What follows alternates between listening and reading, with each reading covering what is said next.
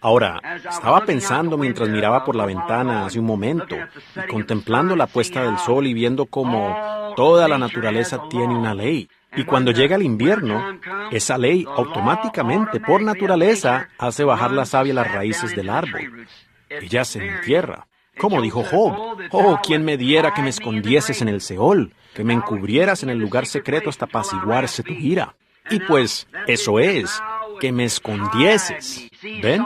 Él veía la naturaleza, el árbol, la vida descendiendo a las raíces. Hermano Way. Y permanecer allí hasta pasar la ira, y luego llamarme, y me pusieses plazo. ¿Ven? La naturaleza tiene una ley. Hay una ley en la naturaleza. No hay manera alguna de evadirla. Esa es una ley de la naturaleza. Y también hay una ley del espíritu. Asimismo, no hay manera de evadir esa. Hablaba con una pareja esta tarde acerca de cómo no se puede aniquilar algo totalmente. Los seres humanos no pueden aniquilar. Ellos pueden destruir, mas no aniquilar. Y alguien dijo, ¿es que si toma un pedazo de papel y lo quema, no lo aniquila? No, señor. Eso solo separa las sustancias químicas, el calor del fuego. Eso vuelve directamente a los gases, a lo que era en un principio. Uno no puede aniquilar. Y si el mundo durara suficiente tiempo, esos mismos gases, eso y las sustancias químicas que estaban en ese papel, podrían regresar otra vez y de nuevo ser un pedazo de papel. Así exactamente. Uno no puede aniquilar. Exactamente. Entonces Dios, si nuevamente hay una resurrección para todo y no hay aniquilación, entonces habrá una resurrección de los justos, seguro, y nosotros tendremos que volver. Asunto terminado. No hay manera alguna de hacerlo. No importa si usted es incinerado, si se ahoga el lugar donde ocurra, ellos no pueden aniquilar. Solo recuerden que cada parte de usted se encontraba aquí cuando Dios habló el mundo a existencia. Él colocó su cuerpo aquí en aquel entonces. Y no hay nada que lo pueda quitar, aparte de Dios. Todo está de nuevo en sus manos. ¿Ven? Y ese es el Creador fue quien hizo la promesa. Por lo tanto, estamos seguros de que hay vida eterna. Y ahora tenemos la seguridad en nuestro corazón, que ahora tenemos vida eterna que no puede morir en nosotros ahora. Muy bien. San Juan 6. Comencemos ahora con el capítulo 6 de San Juan y empezando con el versículo 60. Al oírlas, muchos de sus discípulos dijeron, «Dura es esta palabra, ¿quién la puede oír?» Entonces, sabiendo Jesús en sí mismo que sus discípulos murmuraban de esto, les dijo, ¿esto os ofende? Pues, ¿qué si vieres al Hijo del Hombre subir a donde estaba primero? Es el Espíritu que da vida, y la carne para nada aprovecha. Las palabras que yo os he hablado son Espíritu, ese es Él, y son vida. ¿Cómo dijo Él? Yo soy la verdad y la vida. Ellas son espíritu, ellas son vida, pero hay algunos de vosotros que no creen, porque Jesús sabía desde el principio quiénes eran los que no creían y quién le había de entregar. Y dijo, por eso os he dicho que ninguno puede venir a mí si no le fuere dado del Padre. Desde entonces muchos de sus discípulos volvieron atrás y ya no andaban con él. Palabras duras, ¿ven? No pudieron soportar. Dijo entonces Jesús a los 12, ¿queréis acaso iros también vosotros? Le respondió Simón Pedro, Señor, ¿a quién iremos? Tú tienes palabras de vida eterna. Y nosotros hemos creído y conocemos que tú eres el Cristo, el Hijo del Dios viviente. Oh. Jesús le respondió, ¿no os he escogido yo a vosotros los 12? ¿Y uno de vosotros es diablo? Hablaba de Judas Iscariote, hijo de Simón, porque este era el que le iba a entregar y era uno de los 12.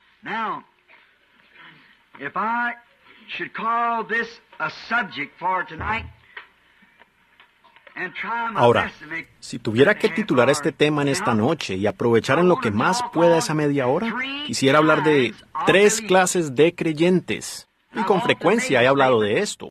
Y pensé, pues creo que lo predicaré una vez más, en esta tarde. Así lo pensé.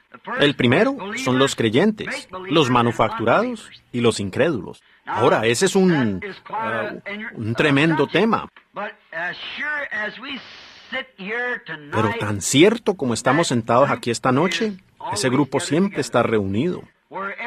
Donde sea que la gente se reúna, encontramos a este grupo. Y siempre los hemos encontrado.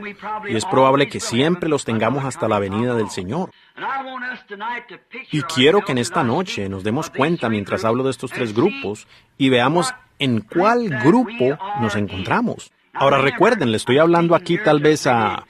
Esta iglesia de nuevo está completamente llena. Todo alrededor esta noche, hasta las paredes y corredores. No obstante, también estoy hablando alrededor del mundo. ¿Ven? En todas las diferentes partes del mundo, estas cintas circulan por ministerios de las cintas.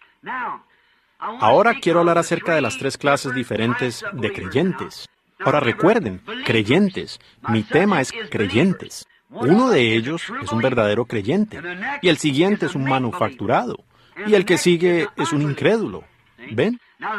Ahora, el primer grupo del cual nos gustaría hablar es el creyente, pues pienso que debe ser primero, porque él es el que verdaderamente cree, es decir, que cree como creyeron aquí los discípulos. Vamos a usar esta lectura de la Escritura como ejemplo.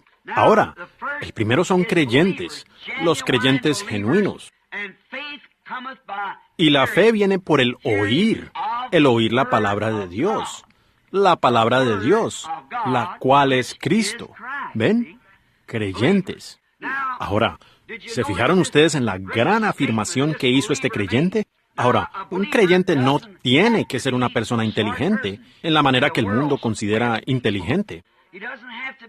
Él no tiene que ser una persona educada en la forma como estas personas tratan de expresar que uno tiene que serlo, mas no es así. Este hombre que hizo esta afirmación, la misma Biblia dice que él era ignorante y sin letras. Pedro, realmente él no fue considerado una persona inteligente. En Isaías 35 dice, y habrá allí calzada y camino, y será llamado camino de santidad. No pasará inmundo por él. Hablaba con uno de los diáconos esta tarde. Comentábamos acerca de los nuevos puentes que están construyendo, y este nuevo. Le dije, hay muchas expansiones hoy que atraviesan sobre correntosos cuerpos de agua. Y dije, pero solo hay una gran expansión que cruza de la tierra hasta la gloria, y es llamada la calzada del Rey. Sobre esta no pasarán los inmundos. Correcto. Es una calzada construida por Cristo nuestro Señor. La expansión, que es hecha desde esta tierra hacia otra tierra, y el inmundo no pasa sobre ella.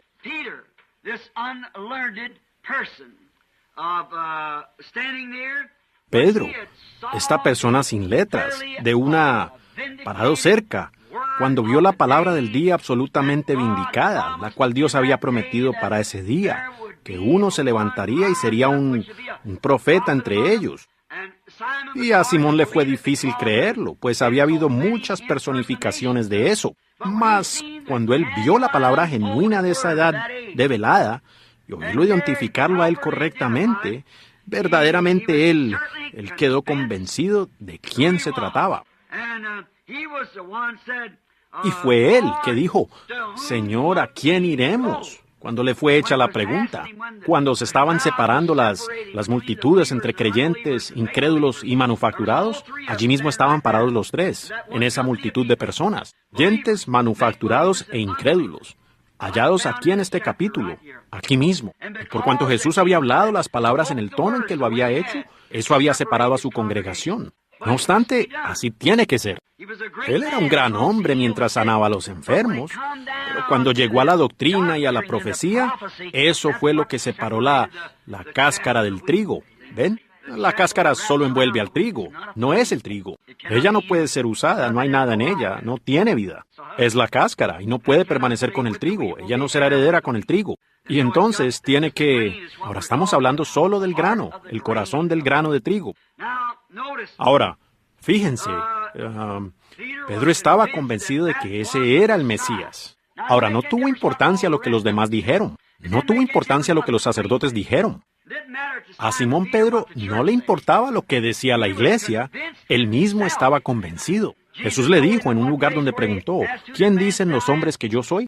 Y algunos dijeron, eres un profeta, y otros dijeron, eres uno de los antiguos profetas resucitados, y eres Moisés, o Elías, o alguien. Él dijo, te pregunté a ti, ¿qué piensas tú? Y Pedro dijo, tú eres el Cristo, el Hijo del Dios viviente.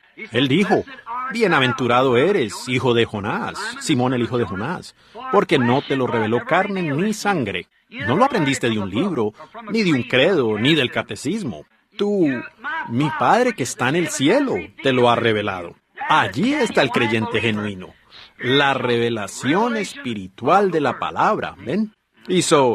Tú eres Simón, y sobre esta roca, tu revelación de quién soy yo. Edificaré mi iglesia, y las puertas del Hades no prevalecerán contra ella. ¿Ven?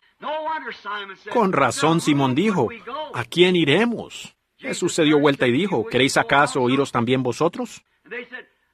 Y ellos le respondieron, Señor, ¿a quién? ¿A dónde iremos? Pues solo tú tienes las palabras de vida.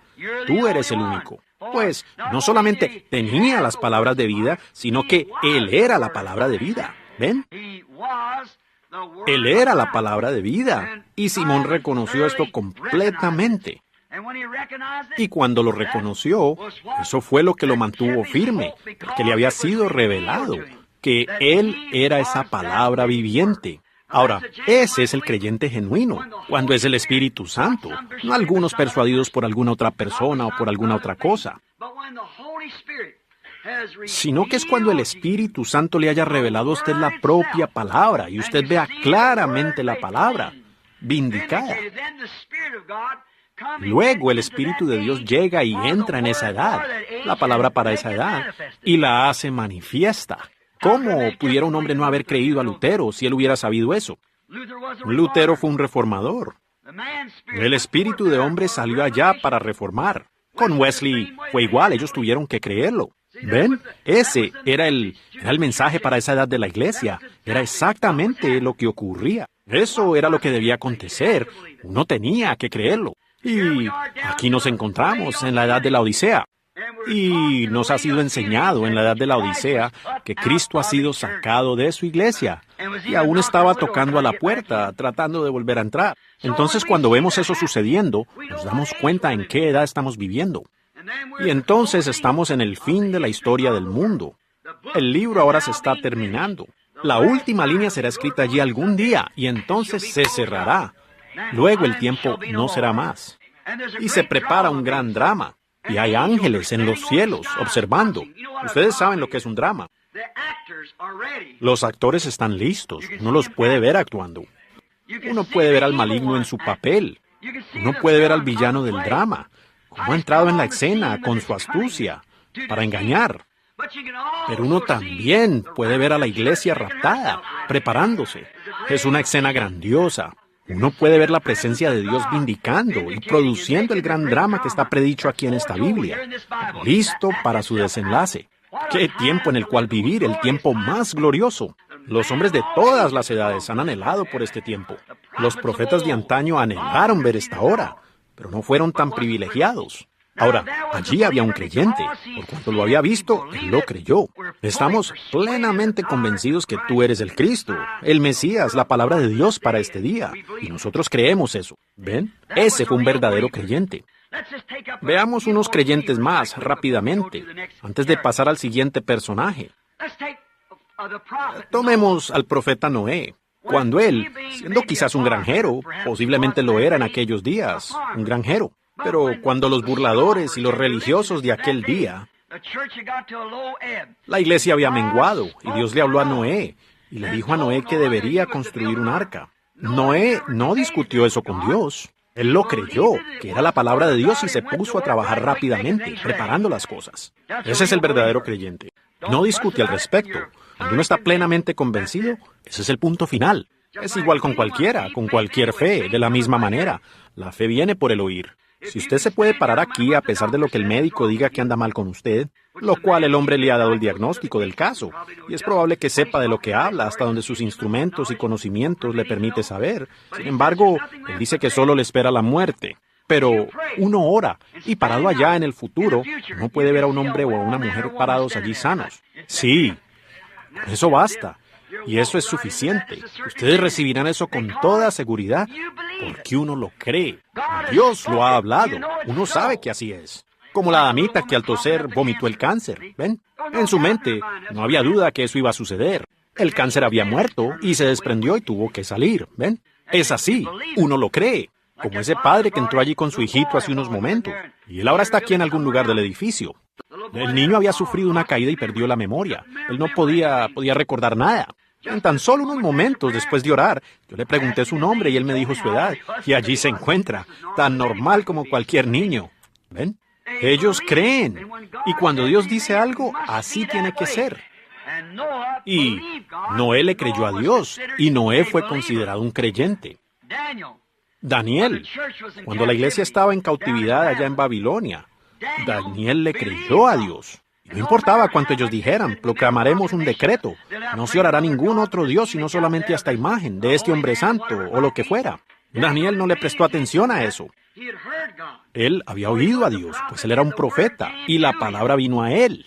Y cuando el templo fue dedicado, fue dicho, si algún hombre está angustiado en cualquier parte, y mirare hacia acá, hacia el lugar santo y orare, entonces oirá del cielo. Y Daniel le creyó a Dios. Él fue un creyente genuino, y aún los leones no se lo pudieron comer. Y eso es correcto, ¿ven? Él era un creyente. Él tenía algo real y genuino. Él era un creyente. David, otro creyente, un muchachito desechado. Daniel no se puso del lado de la iglesia moderna, ni tampoco Noé se puso del lado de la iglesia moderna, de ninguna manera.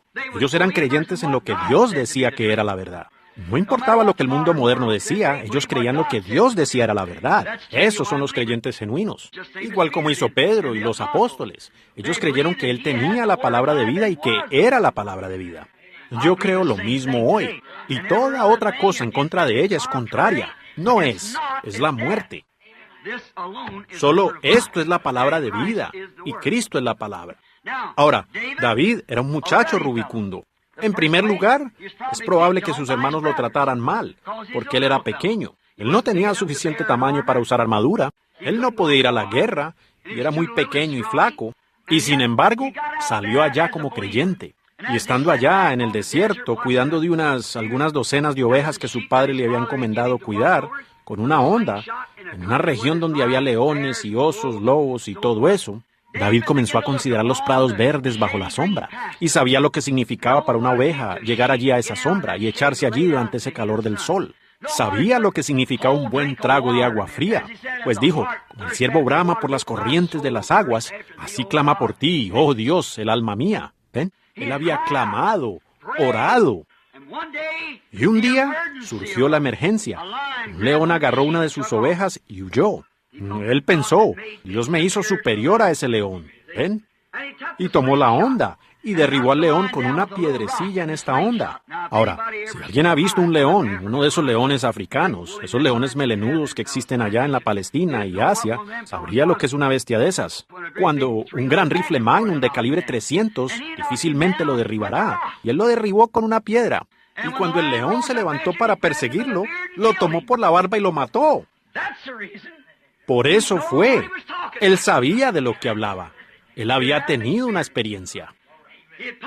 Él había probado a Dios en cuanto a su palabra.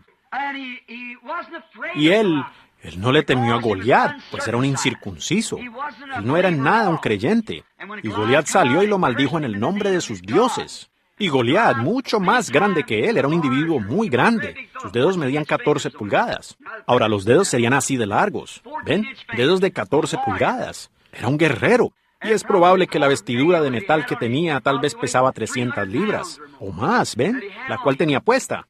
El casco. Y probablemente el metal era de 1,5 pulgadas de espesor. Un gigante inmenso como ese, caminando con una lanza que se dice medía unos 20 pies. Él cargaba una lanza de 20 pies en la mano. Ahora, ¿cómo lograría a alguien? Un hombre así podía levantar una docena de hombres y lanzarlos así mientras le atacaban. ¡Qué tremenda oposición! Y allí estaba, parado allí jactándose, vanagloriándose, cuando parecía que las posibilidades no estaban a favor. ¿Ven ustedes? Él dijo, vamos, no derramemos sangre.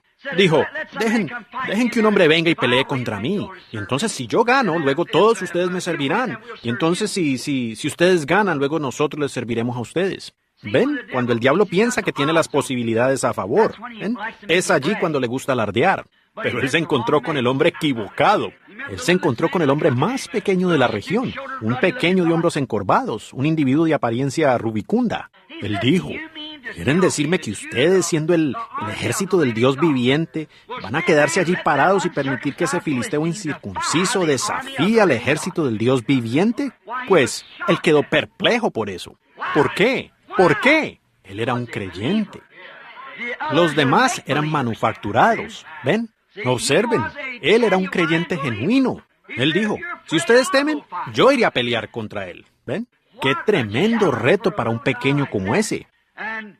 Y pues, él era un creyente, y por lo tanto hizo exactamente lo que sabía que Dios haría.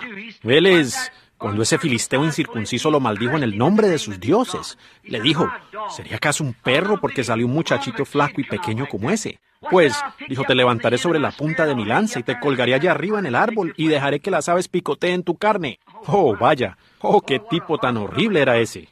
David dijo, tú vienes contra mí con espada y lanza, con armadura. Vienes contra mí en el nombre de un filisteo. Sin embargo, yo vengo contra ti sin espada y sin lanza, sin armadura, pero vengo contra ti en el nombre de Jehová, Dios de Israel. Allí lo tienen. Ese es el creyente. Esa es su fortaleza. Ese es su escudo. Esa es su defensa. Amén. Esa debe ser la defensa de la iglesia. Para cualquier creyente, esa es su defensa. No importa lo que suceda o lo que el mundo diga o cualquier otra cosa. La defensa suya es Jehová, Dios de Israel. No hay más. El nombre de Jesucristo es una torre fuerte, y los justos corren allí y quedan a salvo. Esa es nuestra defensa, es Jesucristo. Noten, y cuando aconteció, sabemos lo que sucedió. David, sin tener dónde pegar, excepto ese solo lugarcito cuando bajó su protector sobre el rostro. Un lugar al cual acertar era aquí mismo en su frente. Y antes de que pudiera llegar cerca del gigante, Dios dirigió la piedra al blanco de muerte y él mató al gigante. ¿Ven? Dios lo hizo. Ahora, notamos que él fue un creyente. Ahora, otro creyente fue Abraham, y él era de un caldeo de la ciudad de Ur. Y él fue llamado a hacer algo que era, y a creer algo que era totalmente imposible físicamente. Pero él no titubeó con incredulidad ante la promesa de Dios, dice Romanos 4. Más bien se fortaleció, dando gloria a Dios.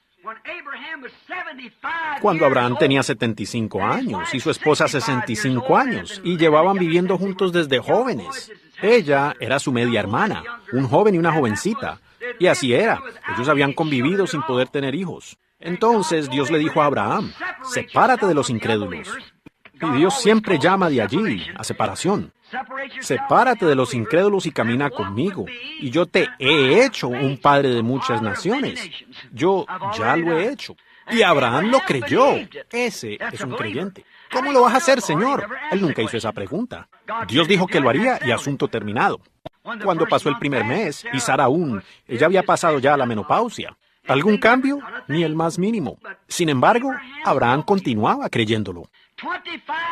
25 años más tarde, aún no había cambio, pero Abraham aún seguía creyéndolo. Ese es el creyente. Ese no es un manufacturado, ese es un creyente. 25 años después, Abraham estaba más fortalecido que al principio. Él le creyó a Dios y le fue atribuido por justicia. Por él cree. Ese es el creyente genuino. Ahora, después de un rato les voy a dar lugar para que ustedes escudriñen y vean en qué clase se encuentran. Ahora, ¿qué hizo Abraham? Tampoco dudó de la promesa de Dios por las imposibilidades. ¿Qué haría un hombre de 75 años acompañado de una esposa de 65 años si fueran al médico y dijeran, queremos hacer los preparativos, lo del hospital, vamos a tener un bebé? Y luego, 25 años después decir, doctor, ¿todavía nos tiene la reserva en el hospital? ¿Ven? ¿Ven? Lo hace a uno actuar raro. Las decisiones de uno son raras para el mundo. Pero es un creyente. No importa cuán raro parezca. La Biblia dijo que él estaba plenamente convencido de que Dios era poderoso para cumplir lo que había dicho que haría. Ese debe ser el objetivo de todo creyente en esta tarde. Dios es poderoso para cumplir toda promesa que Él dijo que haría. No me importa lo que digan las denominaciones, esas palabras, los días de los milagros han pasado, y que todo esto es telepatía y demás, o lectura de la suerte. A mí no me importa lo que ellos digan, yo aún creo que ese rifle estando alineado con el blanco, darán el blanco. Y yo creo que si un creyente está alineado con la palabra de Dios, dará exactamente igual. Si la palabra de Dios alguna vez lo prometió, lo hará otra vez. Estoy plenamente convencido de eso. Que vemos que estamos en esta edad, cuando eso debe estar aquí. Eso debe suceder aquí. Estas cosas deben acontecer. Por eso es que yo creo que cuando esa novia sea llamada y elegida y puesta en el libro de la vida, vendrá un estruendo del cielo que infundirá un bautismo del Espíritu Santo a tal grado en esa novia que la levantará de la tierra, en gracia de rapto. Dios lo prometió. No importa cuánta ciencia ni cuántos astronautas recluten ni lo demás, ni a cuántos millones de millas puedan ver. Nada de eso me importa. Existe un cielo y allí hay un Jesucristo literal que vendrá en la forma corporal para recibir a su iglesia en sí mismo. No importa lo anticuada que parezca ser la historia, aún es la verdad. Dios así lo dijo. Eso es lo que creen los creyentes. Dios dijo, yo soy Jehová, quien sana todas tus dolencias. Yo soy Dios y no cambio. Amén. Y Dios es la palabra. Y si Dios no cambia, entonces ¿cómo va a cambiar la palabra? Yo soy Dios y no cambio. Así dice la Escritura. Dios mismo lo dijo. Y si Él no puede cambiar, entonces Él es la palabra. En el principio era el Verbo, y el Verbo era con Dios, y el Verbo era Dios, la palabra incambiable. Y el Verbo fue hecho carne y habitó entre nosotros. Amén. Sí, Señor, Dios levantó cuerpos a través de la historia. Moisés y Ezequiel y Jeremías, Isaías y a varios Elías a través de la historia, en los cuales vino su palabra temporalmente.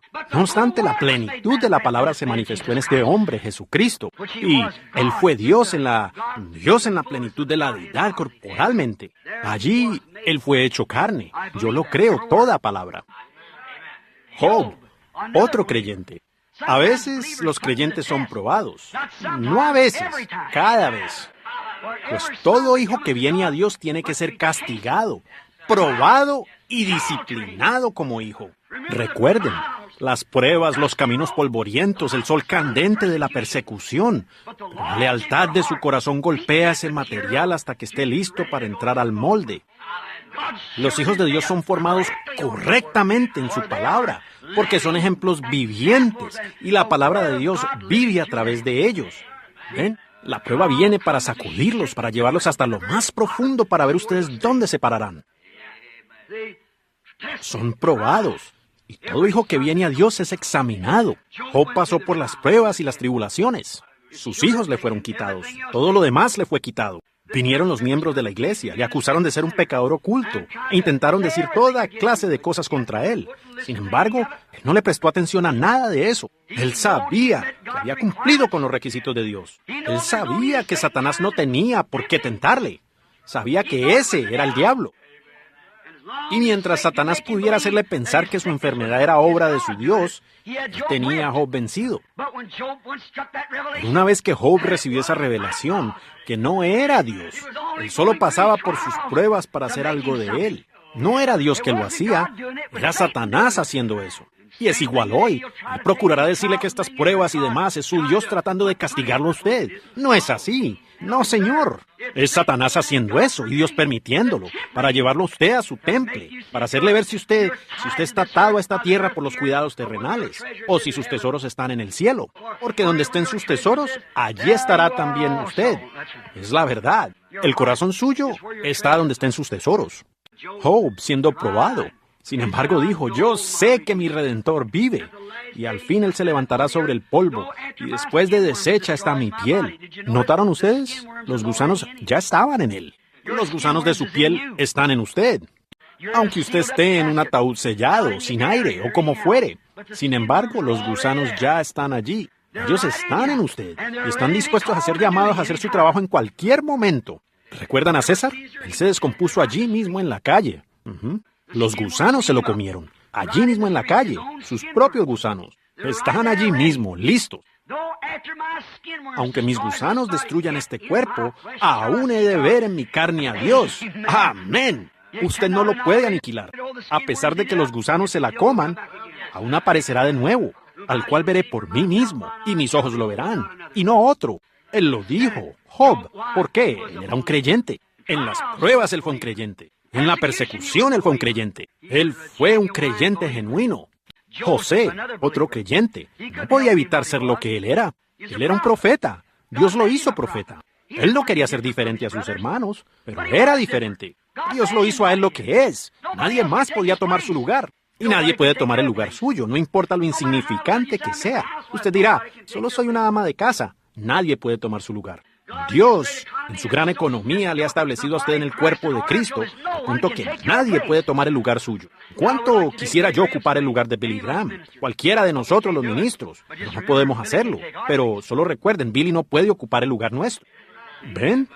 Todos tenemos un lugar. Algunos somos evangelistas, algunos profetas, otros maestros, otros pastores, o lo que seamos. Algunas amas de casa, algunos mecánicos, algunos agricultores. Lo que sea, Dios lo ha colocado usted en su lugar. ¿Ven?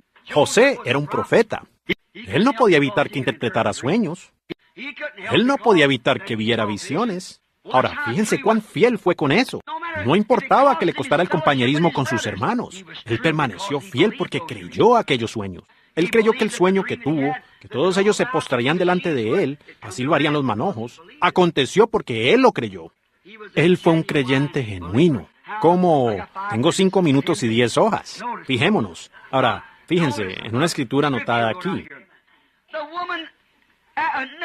Natanael, él fue un creyente, ¿verdad que sí? Natanael, cuando vio lo que se llevó a cabo, y eso fue obrado en él, que Jesús le dijo a él quién era y dijo que era un verdadero israelita, y que en él no había engaño, y le dijo dónde había estado el día anterior, orando debajo de un árbol. Él lo vio cuando Felipe lo llamó. Él fue un creyente. Hubo muchos parados allí que dijeron, este es el espíritu del diablo. El diablo es el que obra sanidad divina. Ese diablo pícaro aún no ha muerto aún. Ellos creen que el diablo obra la sanidad divina. Jesús dijo, si Satanás puede echar a Satanás, entonces su reino está dividido, y un reino así no puede permanecer. ¿Ven? Satanás dijo, él no puede hacer eso, por lo tanto Satanás no puede echar a Satanás. Así que Natanael fue un creyente, y cuando él vio la palabra hecha carne, eso indicó que él era un creyente. Él dijo, tú eres Rabí, tú eres el Cristo, tú eres el Rey de Israel. Él lo creyó. Cuando la mujer junto al pozo lo vio, ella lo creyó. Ella es una creyente. Cuando el ciego Bartimeo, cuando la mujer pasó y todos estaban clamando, comportándose así.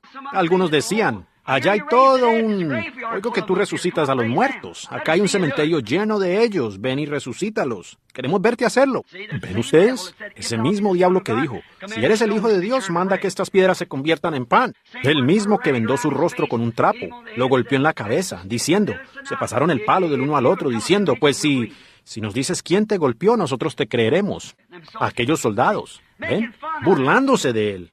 Parecía que él estaba en desventaja. Pero solo recuerden, Dios siempre está en la escena, ¿ven? Él está allí listo, en cualquier momento. Entonces Jesús dijo, pudiera hablarle a mi Padre, inmediatamente me enviaría 12 legiones de ángeles. Oh, hermano, que no haría un solo ángel, ¿ven? Pero noten, él podía enviar 12 legiones a su orden. Pero él tenía una obra que llevar a cabo, él tenía algo que hacer, él tenía que pasar por eso. Y usted tiene algo que hacer, Dios tiene algo para que usted haga. Puede ser que usted sufra algunas angustias y algunos problemas, puede ser que tenga algunas desilusiones, pero ¿oramos para evadirlas? No, Señor, ayúdame a través de ellas, cualquier cosa que sea. Cualquier cosa que sea, no me permitas escapar de ellas. Si están puestas para mí, solo dame gracia para pasarlas. Es todo. Ahora fíjense, el ciego Bartimeo, él lo supo, porque se les había dicho, este es aquel profeta de Galilea, él es el hijo de David. Nosotros lo creemos. Algunos de los creyentes debieron haberle dicho eso. Nosotros, los creyentes, sabemos que él es ese hijo de David. Y él sabía que si él era la palabra. Y sabiendo que él era la palabra, entonces sabía que él podía discernir los pensamientos de los corazones. Por lo tanto clamó, Hijo de David, ten misericordia de mí. Los incrédulos estaban gritando esto y aquello, los miembros de iglesia. Eso para nada detuvo al ciego Bartimeo. Él dijo, Oh, Jesús, Hijo de David, ten misericordia de mí. Tal vez él no podía oírle, pero sabía que él estaba clamando y se detuvo y se dio la vuelta. Allí había un creyente. Él dijo, tu fe te ha salvado. Amén. Él le dijo eso a la mujer con el flujo de sangre. Lo mismo, tu fe. Pues ella dijo en su corazón, si tan solo puedo tocar su manto, seré sana. Tu fe te ha salvado. ¿Ven? Ella era una creyente. Eso es lo mismo que salvó a William Dow, sentado allí. El otro día, sufriendo un colapso cardíaco total y un ataque al corazón. Un hombre de 91 años de edad. Tu fe te ha salvado. ¿Por qué? Él es un creyente. El reverendo Tom Kidd aquí, incluso entrando en sus casi, me supongo, ya en los 90 años, anciano, o cerca de eso. Y cuando tenía 79 años, lo llevaron al hospital con cáncer a la próstata.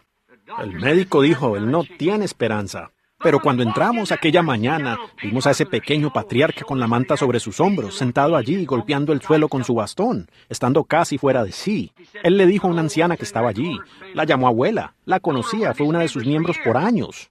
Dijo, te ves tan blanca como la nieve, estando más allá de su razonamiento mental. Sin embargo, cuando el poder de Dios bajó a esa habitación, él aún vive esta noche. Eso hace como 4 años. Un hombre de casi 80 años. Y aquí está ahora en esta noche perfectamente sano y bien del cáncer. ¿Ven? No un creyente manufacturado, sino un creyente. Eso es. Crean. Él toma a Dios por su palabra. Es igual como estaba el ciego Bartimeo. Ciego, pero sabía que si lograba atraer la atención de Jesucristo, recibiría lo que él quería. La mujer sabía que si lograba tocar el borde de su manto, ella recibiría lo que él quería, recibiría lo que ella quería. Tom sabía, él tuvo fe que si yo oraba por él, recibiría lo que él quería. ¿No es esa la misma fe de la que habló Marta? Aún ahora, Señor, lo que tú pidas a Dios, Dios te lo concederá. Mi hermano está tendido allá, muerto. Lleva 4 días en la tumba, pero solo pídele a Dios y Dios te lo concederá. Dijo, tu hermano se levantará otra vez. Y ella dijo, sí, Señor, en el día postrero, en la resurrección, él se levantará. Él era un buen muchacho. Él le dijo, pero yo soy esa resurrección y vida. Sí, Señor, yo también creo eso. ¿Dónde le habéis sepultado? Con eso tuvo. Quedó concluido, sí, Señor.